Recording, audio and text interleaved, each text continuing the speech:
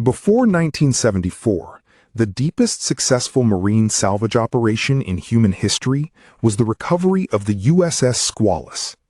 That submarine was brought up from a depth of 245 feet. But at the height of the Cold War, the United States Central Intelligence Agency decided to shatter that record. They set their sights on a target sitting 16,500 feet below the surface, 3.1 miles deep in the crushing darkness of the Pacific Ocean. The objective was to secretly hoist a sunken 1,750-ton Soviet nuclear submarine from the seafloor. To pull off this unprecedented heist, the United States government spent approximately $800 million, equivalent to roughly $4 billion in modern currency. They constructed a massive, custom-built deep-sea vessel disguised as a billionaire's eccentric mining project.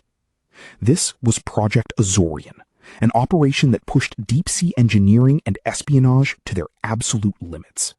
The story begins in late February 1968. The Soviet submarine K-129 departs from the Rybachi naval base, heading out for a routine Pacific patrol. The vessel is a Project 629A, or Golf II class, diesel-electric submarine.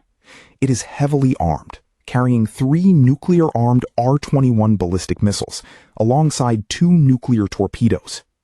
But the patrol is short-lived. On March 8, 1968, disaster strikes, and the vessel sinks to the bottom of the ocean. The true cause of the sinking immediately becomes a point of intense and lasting historical dispute. Soviet officials would later claim that K-129 was lost due to a collision with the American submarine, the USS Swordfish.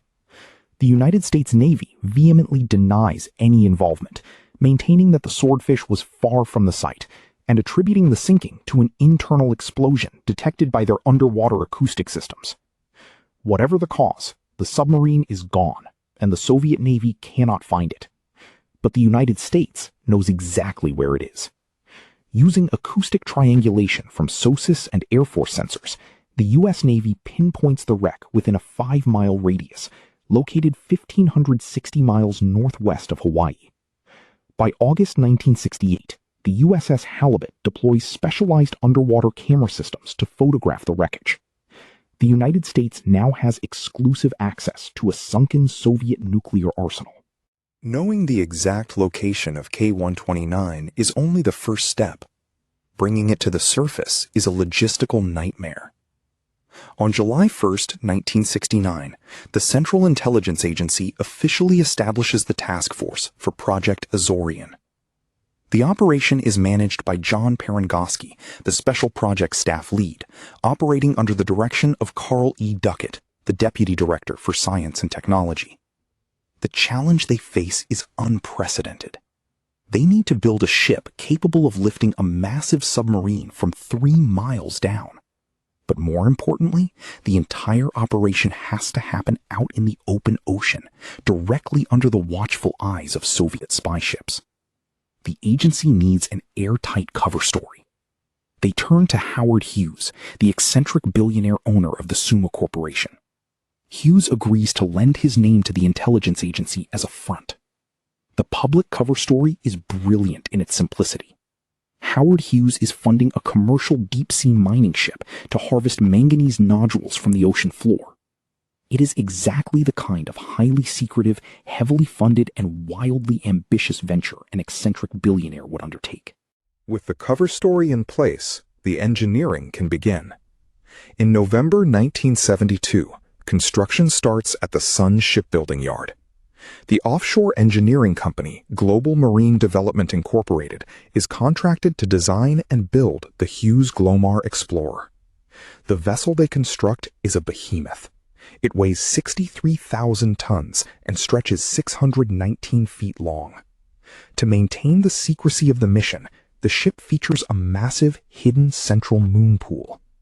This internal bay is designed so that once the submarine is pulled from the depths, it can be drawn directly into the belly of the ship, entirely concealed from the view of passing Soviet vessels or satellites overhead. The ship is a modern Trojan horse. But as it nears completion, the veil of secrecy is nearly shattered. In June 1974, a burglary at the Summa Corporation headquarters results in stolen documents that explicitly link Howard Hughes to the intelligence agency. The clock is suddenly ticking. The Interagency Executive Committee overseeing covert operations, known as the 40 Committee, must decide whether to abort or proceed. Despite the immense risk of exposure, the project moves forward. On June 7, 1974, President Richard Nixon grants his final authorization for the salvage mission. On July 4, 1974, the Hughes Glomar Explorer arrives on station directly over the wreck site. The operation that follows is a harrowing feat of mechanics and endurance. The crew must lower a massive mechanical recovery claw, nicknamed Clementine, through 3.1 miles of ocean. The steel piping holding the claw must withstand heavy ocean currents, incredible tension, and the sheer dead weight of the submarine. By August 1974, the recovery attempt is fully underway. The claw slowly descends to the seafloor, makes contact, and locks its steel jaws around the crushed hull of the Soviet submarine. The ascent begins. They are successfully pulling a nuclear-armed ballistic missile submarine off the seafloor, inch by excruciating inch. But as the immense load travels upward through the dark waters of the Pacific, disaster strikes. The mechanical claw suffers a catastrophic failure. The steel gives way under the extreme stress. Without the full support of the claw, the targeted section of the submarine breaks apart. 2/3 of the K-129 slips from the jaws and plunges 3 miles back into the abyss, crashing permanently onto the ocean floor. The multi-million-dollar gamble appears to be a devastating, catastrophic loss. The crew manages to retrieve only a 38-foot forward section of the submarine. Inside this battered fragment, they secure 2 nuclear torpedoes. They also discover a grim reality of the Cold War.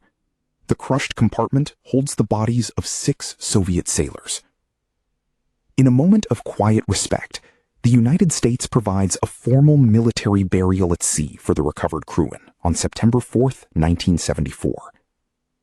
Years later, in 1992, Director of Central Intelligence Robert Gates would present a video of this burial, along with the submarine's bell, to the Russian government.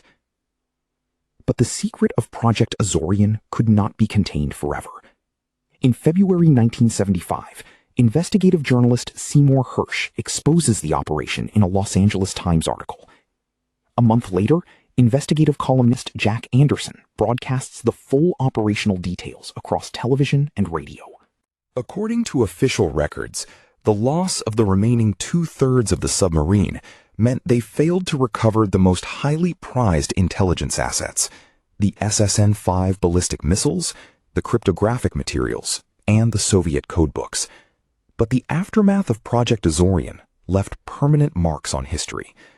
When journalist Harriet Ann Philippi filed a Freedom of Information Act request, the agency legally refused to confirm or deny records concerning the Hughes Glomar Explorer.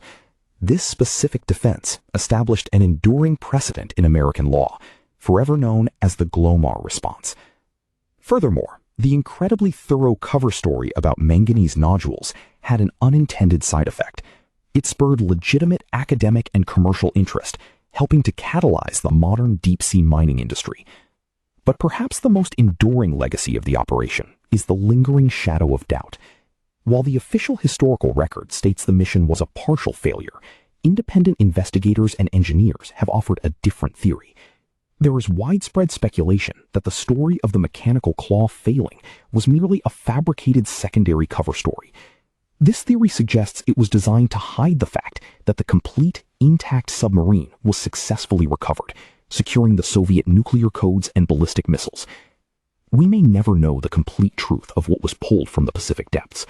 Whether a partial failure or a perfectly executed theft, Project Azorian remains a testament to the extreme lengths of Cold War espionage.